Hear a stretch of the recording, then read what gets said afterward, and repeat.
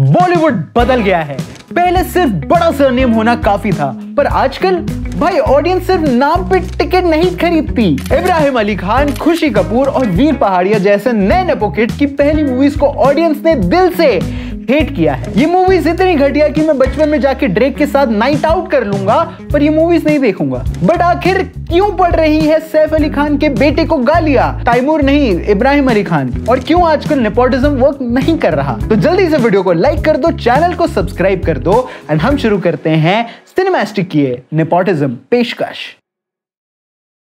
पहले के actors debut करने से पहले ही एक्टिंग सीख के आते थे एंड आजकल के नेपो किड्स बस अच्छा दिखना ही काफी समझते हैं। I mean, जानवी कपूर, अर्जुन कपूर, खुशी कपूर ये सब ऐसे दिखते हैं जैसे ऑफिस के आने के बाद आप शाम को आईने में अपना मुंह देखते हो वैसे। हकान एंड फिर एकदम से टड़ा बोटॉक्स एंड जिम शिम भी और हो गए लॉन्च। लेकिन बॉलीवुड सिर्फ लुक्स पे नहीं चलता मेरे जिम जाने वाले दोस्त। नादानिया में इब्राहिम अली खान ठीक ठाक दिखे, लेकिन उनका एक्टिंग इतना अनकन्विंसिंग था कि मुझे अगस्त्या शाह और रेबेल किड की परफॉर्मेंस उनसे ज्यादा अच्छी लगी, जो कि एक्टर्स भी नहीं है। इब्राहिम का डायलॉग डिलीवरी फ्लैट था, एक एक सीन फेल्ट लाइक मैं पोगो का एक शो देख रहा हूँ, ऑसवर्ल्ड। एंड ओवरऑल परफॉर्मेंस में वो चार्म नहीं आया जो एक लीड एक्टर के अंदर होना चाहिए, या फिर ये कहूं जो लेगेसी उनके पापा सैफ अली खान ने रोम कॉम्स में इंडिया में बनाई है, वो लेगेसी पहली मूवी में ही इब्राहिम अली खान जस्टिफाई नहीं कर पाए। I mean, ये पेट्रोल पंप वाला इब्राहिम से ज्यादा सैफ अली खान का बेटा लगता है। एंड वही है द ग्रेटेस्ट, द ब्यूटीफुल, हवा हवाई श्रीदेवी जी की बेटी खुशी Kapoor. The legendary actress Sridevi की बेटी होने के बावजूद उस इंपैक्ट को अभी तक वो नहीं ला पाई अपनी परफॉर्मेंस में। एक टाइम था जब जानवी कपूर का धड़क एक मॉडरेट सक्सेस बन गया था, पर खुशी कपूर की परफॉर्मेंस में वो कन्विक्शन नहीं दिखा जो ऑडियंस को वो कनेक्ट कर सके। And hence proved film industry सिर्फ एक अच्छे सरनेम पर नहीं चलती। बट क्या एक्चुअली इनका पूरा फॉल्ट माना जाएगा? हरा ही दोस्त मानना जाएगा। क्या हो अगर फिल्म ही कमजोर हो तो एक्टर कितना भी अच्छा हो ऑडियंस को मजा नहीं आएगा। इट्स लाइक देशद्रोही के अंदर तुम लोग टॉम क्रूज को डाल दो और फिर बोलो कि टॉम क्रूज की वजह से देशद्रोही नहीं चल पाई।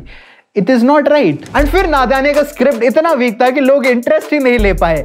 I mean, वो देखते क्या, ये उबला हुआ सैफ अली खान या त्रिलोकपुरी की श्रीदेवी। वैसे खुशी ने अभी आमिर खान के बेटे जुनैद खान के साथ भी फिल्म की थी, जिसका ये गाना आपको रील्स में जरूर बोर कर गया होगा। बाद में पता चला लव या है साला। एंड इस मूवी में भी वो फील नहीं आ पाया। एक्टर्स डिसेंट थे लेकिन स्टोरी में वो वाव फैक्टर नहीं था। एंड मुझे लगा था जहां ये एक्ट्रेस तो गंदे हैं ही, बट वहीं स्टोरी गंदे होने की वजह से ये मूवीज जस्ट बैड थी। एंड हाँ, ये मेकर्स को बहुत कूल लगता है जेनजी रेफरेंसेस वगैरह डालना, बट जिस जेनजी एनवायरनमेंट में वो रहते हैं वो इंडिया का टॉप 1% है, जबकि 90% इनकी ऑडियंस जो फिल्म देखने वाली है वो इनके एलीट एनवायरनमेंट से फेमिलियर ही नहीं है। आसान इजी भाषा में समझाऊं तो ये ग्रेटर नोएडा वाला जोक देखो। इससे पहले मैं खुद नोएडा में पढ़ता था, मगर वहां तेरे जैसे चोमू नहीं थे ना। इस सीन में मेकर्स को बस इतना पता था कि ग्रेटर नोएडा पे कुछ ट्रेंडी बोल देंगे तो ऑडियंस को अच्छा लगेगा, कूल लगेगा, पर क्या बोले किसी को नहीं पता था। बस रैंडमली कुछ भी बोल दिया ताकि बाद में रील डाल सके एंड इंस्टा पे लोग प्रमोट कर ही देंगे। I mean, मुझे एट दिस पॉइंट नोएडा से नफरत हो जाएगी। Sorry, Noida is my favourite. वैसे रील डालने से याद आया, आप लोग वीर पहाड़िया को तो जानते ही होंगे। हाँ, ये बंदा जिसके मुंह पे मूंछ नहीं, मूंछ पे मुंह है, जिन्होंने शायद एक्टिंग स्कूल से ज्यादा पीआर एजेंसीज को पैसे दिए पहली फिल्म से ही खुद को नेशनल क्रश प्रूव करने के लिए। एंड जबकि स्काई फोर्स इनकी पहली मूवी थी एंड इसमें वेल डिसेंट परफॉर्मेंस थी, बट नाम बड़े दर्शन छोटे टाइप्स की, नेशनल क्रश जैसा कुछ था नहीं इसमें। इंडस्ट्री सिर्फ लेगेसी पे सर्वाइव नहीं करती दोस्त, एंड ये बात ऑडियंस ने क्लियरली समझ ली है। आजकल लोग राजकुमार राव, पंकज त्रिपाठी, विकी कौशल जैसे एक्टर्स को पसंद कर रहे हैं जो एक्टिंग पे चल रहे हैं। स्टार किड्स का फॉर्मूला फेल हो गया है क्योंकि ऑडियंस को अब असली टैलेंट चाहिए। पहले लोग सिर्फ फिल्म देख के भूल जाते थे क्योंकि तब सब पे नौकरियां होती थी, बट गेस व्हाट, आजकल इंस्टाग्राम और ट्विटर पे हर नेपोकिड की हर बात स्क्रूटनाइज होती है। इब्राहिम अली खान को सैफ अली खान जैसा चार्मिंग बनना पड़ेगा, खुशी कपूर को श्रीदेवी की लेगेसी कैरी करनी पड़ेगी, और वीर पहाड़िया का कंपैरिजन ऑलरेडी एस्टैब्लिश्ड स्टार से होगा। क्यों? एंड टाइगर श्रॉफ को क्या बोलेंगे, अपने पापा की तरह ऑमलेट बनाना होगा। क्या है ये एक्सपेक्टेशंस, एंड जब ये एक्सपेक्टेशंस पूरी नहीं होती तो ऑडियंस डिसअपॉइंट हो जाती है। सोशल मीडिया के जमाने में नेपोटिज्म एक कंट्रोवर्शियल टॉपिक बन चुका है। जितने भी नए नेपो किड्स लॉन्च हो रहे हैं उनके ऊपर प्रेशर और भी ज्यादा है। एक जमाना था जब स्टार किड्स को इंडस्ट्री सिर्फ एक सेफ बेट मानती थी। I mean, इस पे पैसा लगाओ तो पैसा आएगा ही क्योंकि इसका बाप फिल्म प्रमोट कर ही देगा। लेकिन आज ऑडियंस के पास ऑप्शंस हैं। OTT platforms, regional cinema, Hollywood का एक्सपोजर होने की वजह से लोग सिर्फ बॉलीवुड के ट्रेडिशनल कास्टिंग को एक्सेप्ट नहीं करेंगे। पहले लोग नेपोटिज्म को एक कैजुअल चीज मान के इग्नोर कर देते थे, लेकिन आजकल ऑडियंस एक्टिवली नेपोटिज्म के अगेंस्ट है, जैसे ये कोई टैबू हो। आज की ऑडियंस उन एक्टर्स को देखती है जो टैलेंट के बेसिस पे आए हैं, जैसे आयुष्मान खुराना, विक्रांत मैसे, प्रतीक गांधी जैसे एक्टर्स का सक्सेस ये प्रूव करता है कि इंडस्ट्री नेपोटिज्म से बाहर भी चल सकती है। एक तरफ ये आउटसाइडर्स अपने दम पे सुपर हिट्स दे रहे हैं, दूसरी तरफ ये नए नेपो किड्स स्ट्रगल कर रहे हैं। यही रीजन है कि ऑडियंस नेपोटिज्म वाले एक्टर्स को इजीली एक्सेप्ट नहीं करती। अगर ये नए स्टार किड्स एक्टिंग और स्क्रीन प्रेजेंस इंप्रूव नहीं करते तो सिर्फ बड़ा सरनेम उनका करियर नहीं बचा पाएगा। आई एम सॉरी सब, बट एक टाइम था जब सिर्फ नेपो किड्स आते थे और किसी को फर्क ही नहीं पड़ता था। बट ऐसा क्यों? तो बॉबी देओल, सनी देओल और ऋतिक रोशन के टाइम पे मामला कुछ और था। I mean, उस वक्त लोगों को फर्क ही नहीं पड़ता था कि कौन आ रहा है स्क्रीन पे। उन्हें 50 रुपए की टिकट में एंटरटेनमेंट मिल जाता था। तब ऑडियंस उनको एक चांस जरूर देती थी। जैसे बॉबी देओल ने बरसात में बैंगो परफॉर्मेंस दी थी क्योंकि उनका रोल उनके पर्सनालिटी के हिसाब से ही लिखा गया था। ऋतिक रोशन के कहो ना प्यार है में सिर्फ लुक्स नहीं थे, उनका टैलेंट भी दिखाया गया था। इस फिल्म में उनका डांसिंग स्किल, एक्शन सीक्वेंस और इमोशनल रेंज सब कुछ परफेक्ट था। इसीलिए ऑडियंस ने उन्हें सिर्फ एक स्टार किड नहीं बल्कि एक कंप्लीट परफॉर्मर के हिसाब से देखा, जैसे कि मैं, क्योंकि लोग पहले इस चीज से एक्साइटेड हो जाते थे कि द ग्रेट एक्टर धर्मेंद्र के बेटे मूवी कर रहे हैं। एंड पहले के जमाने में नए एक्टर्स का कंपटीशन इतना ज्यादा नहीं होता था। पहले जब धर्मेंद्र जैसे सुपरस्टार्स अपने प्राइम पे थे तो सनी देओल की फिल्म ऑटोमेटिकली लोग देखने जाते थे। वो एक लेगेसी का हिस्सा होता है जो generation to generation pass on की जाती है। जैसे अगर मैं धर्मेंद्र साहब की पिक्चरें देखूंगा तो मैं उनकी बेटे की भी पिक्चरें देखूंगा। I have to support his family, right? I mean, Darr, Gadar and Sunny Deol की बेताब भी सुपर हिट गई क्योंकि उस फिल्म में उनकी पर्सनैलिटी और रग्ड चार्म का पूरा यूज किया गया था। करिश्मा कपूर, अक्षय खन्ना, तुषार कपूर ये सब फेमस एक्टर्स के बेटे थे, बट ये भी तो नेपोटिज्म किड्स थे। फिर ये वर्क कैसे कर पाए? तो पहले डायरेक्टर्स स्टार किड्स के लिए रोल्स ऐसे लिखते थे जो उनके स्ट्रेंथ्स को हाईलाइट करें। बॉबी देओल का डेब्यू बरसात में इसीलिए चला क्योंकि उसका म्यूजिक, उसका स्क्रीन पे और बॉबी का फ्रेश अपील एक पैकेज डील जैसा था। अब तो मैं खुद इस दर्द से वाकिफ होना चाहता हूँ इंस्पेक्टर, जानना चाहता हूँ क्या वाकई दुनिया में ऐसा कोई दर्द है जिसे पाकर मैं अपनी टीना को भूल जाऊं। सनी देओल को डायरेक्टर ने एक एंग्री हंक की तरह प्रेजेंट किया था एंड इवन हमारे सल्लू भाई को लवर बॉय। इन्हें ऐसे ही रोल्स मिले जिससे वो अपनी बेस्ट बातें बता पाए, जैसे तेरे नाम में। आज के नेपो किड्स की फर्स्ट फिल्म ही ऑडियंस को पकड़ नहीं पाती। ना उनका एक्टिंग स्ट्रांग है एंड ना कि उनका स्क्रीन प्रेजेंस वो इम्पैक्ट डाल सकती है। आई मीन, वीर पहाड़िया को ये डांस देना ही नहीं चाहिए था, या फिर इब्राहिम अली को ये रोल ही नहीं देना चाहिए था, और खुशी कपूर को तो पैदा ही नहीं। पहले स्टार किड्स को सुधरने का टाइम मिलता था। एक फिल्म फ्लॉप भी हो जाए तो उनको अगली फिल्म में मिल जाता था चांस और वो अपने आप को प्रूव कर सकते थे। सलमान खान का करियर भी धीरे धीरे ऐसे ही बिल्ड हुआ था। हाँ, जहां पहली फिल्म बीवी हो तो ऐसी फ्लॉप हुई थी, पर मैंने प्यार किया ने उन्हें रीलॉन्च कर दिया। तो इसका मतलब यह है कि कोई भी स्टार किड उस वक्त फेमस हो जाता था? नहीं। अमिताभ और अभिषेक बच्चन का केस एक परफेक्ट एग्जांपल है जो इस केस को समराइज करता है, क्लियर करता है। नेपोटिज्म सिर्फ एक एंट्री पास दे सकता है लेकिन सक्सेस की गारंटी नहीं। अभिषेक बच्चन को अपनी फ्लॉप डेब्यू मूवी रेफ्यूजी के बाद भी काम मिलता रहा, लेकिन उनकी मूवीज अमिताभ बच्चन जैसा इंपैक्ट नहीं डाल पाई। I mean, the biggest actor ever का बेटा इतना ओकेश एक्टिंग करेगा, ये उस वक्त का कोई भी प्रोड्यूसर नहीं झेल सकता था। ये ऑडियंस का ही डिसीजन था कि उनको एक अमिताभ लेवल का सुपरस्टार नहीं बनाना, बट स्टिल अभिषेक बच्चन ने टाइम एंड अगेन प्रूव किया है कि he is a good actor.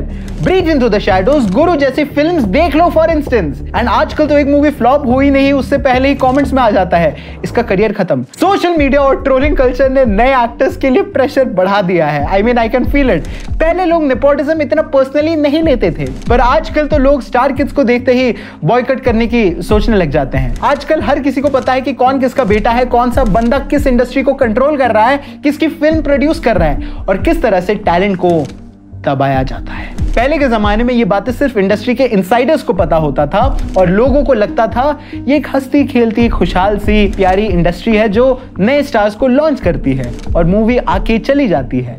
लेकिन सोशल मीडिया ने ये सब कुछ एक्सपोज कर दिया है। अब ऑडियंस सिर्फ फिल्म्स नहीं देखती बल्कि उनके पीछे की पॉलिटिक्स भी एनालाइज करती है, जो कि एक अच्छी बात है। बट आखिर ये इतना बड़ा चेंज एंड हेट आया कैसे?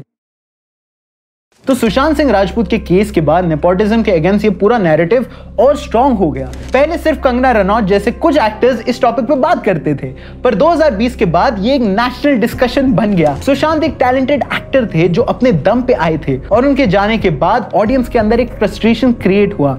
लोगों को लगा कि बॉलीवुड एक क्लोज्ड अप ग्रुप है जो आउटसाइडर्स को अंदर नहीं लेना चाहती एंड हर एक्टर अपने बच्चों को आगे लाने के लिए दूसरों को पीछे कर देता है।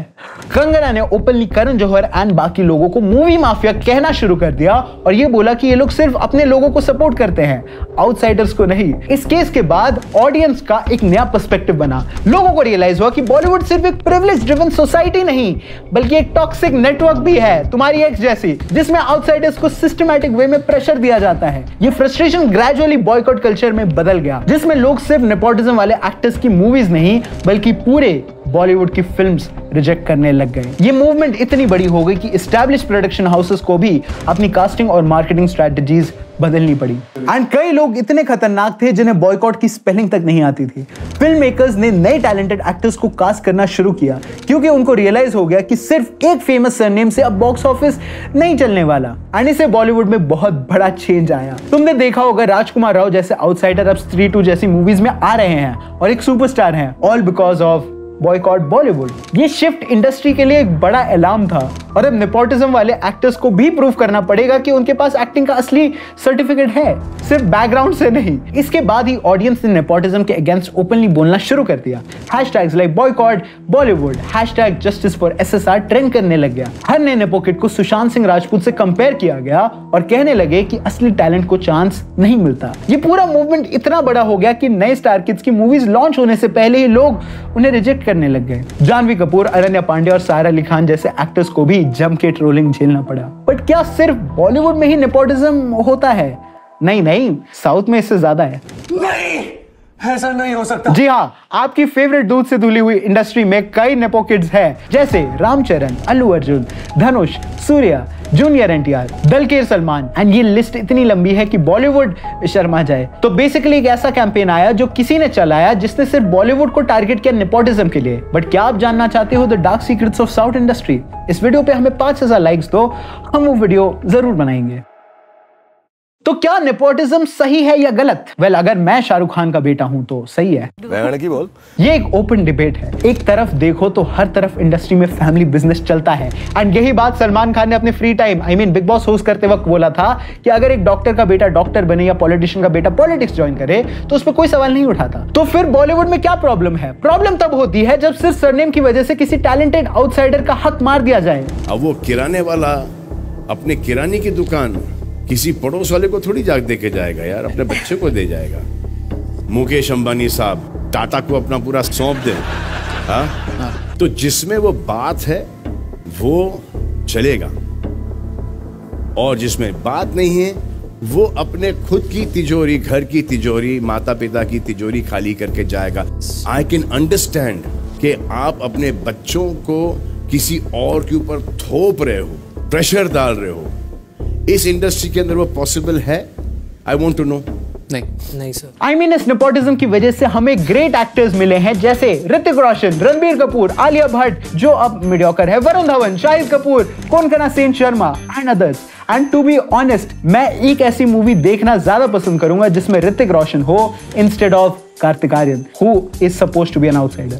हमेशा नहीं बट कुछ पॉइंट्स पर। अगर एक स्टार किड सच में टैलेंटेड है तो उसे काम मिलना चाहिए, लेकिन अगर वो सिर्फ अपने कनेक्शंस के दम पे मूवीज ला रहा है तो ऑडियंस उसे रिजेक्ट कर सकती है एंड उसे रिजेक्ट करने का पूरा हक भी रखती है। सोशल मीडिया हमेशा पे एक टॉक्सिक जगह बनी हुई थी एंड ऊपर से जब इस हेट्रेड के चक्कर में स्टार किड्स एक्चुअली में अपना पॉजिटिव क्रिटिसिज्म भी अब इग्नोर कर देंगे, क्योंकि ट्रस्ट मी, 1000 गालियों के बीच में एक स्कोप ऑफ इंप्रूवमेंट वाला मैसेज ढूंढना बहुत मुश्किल होता है। तो सॉल्यूशन क्या है? मीम्स बनाओ, अपने फ्रस्ट्रेशन को हेल्दी वे में चैनलाइज करो, बट किसी को इतना ज्यादा हेट मत करो, क्योंकि अब वो टाइम नहीं रहा कि कोई भी आउटसाइडर सफर कर रहा हो। इस वक्त पर सारी famous and box office hits outsiders की हैं, एंड क्या पता हेट ना करने से एक नया स्टार किड हमें मिल जाए जो कि एक्चुअली मैच हैक करे। बट वीर पहाड़िया के इस डांस को मत छोड़ना प्लीज, उस पे मीम्स रुके तो मैं वीडियो डालनी बंद कर दूंगा। एंड अगर आपको सच में नेपोटिज्म से प्रॉब्लम है तो अभी अपने पापा के मकान या दुकान से छोड़ के अपनी खुद की नौकरी ढूंढनी शुरू कर दो, एंड हमें कमेंट्स में जरूर बताना कि आप कहां से हो, और अगर आप 18 साल के ऊपर हो तभी ये स्टंट करना। तो ये था हमारा वीडियो अबाउट नेपोटिज्म। आपको क्या लगता है इसके बारे में हमें कमेंट्स में जरूर बताइएगा, एंड अगर आपको साउथ की वीडियो चाहिए तो नीचे 5000 likes and special thank you to the entire team of Cinemastic, Annie Siraj and me Irfan. मेरा नाम सिनेमैस्टिक नहीं है, एंड डीओपी एड्रियन, एंड मैं मिलूंगा आपसे अगले सिनेमा टॉपिक रिलेटेड वीडियो में, क्योंकि जहां सिनेमा है वहां सिनेमैस्टिक है। लगदी तू रहंदी अंबरां ते दिल तकदा जे तैनू करी जांदा ओए होए, दिल तेरे ਲਈ कमला वे तैनू तकदा जे बस करी जांदा ओए होए। लगदी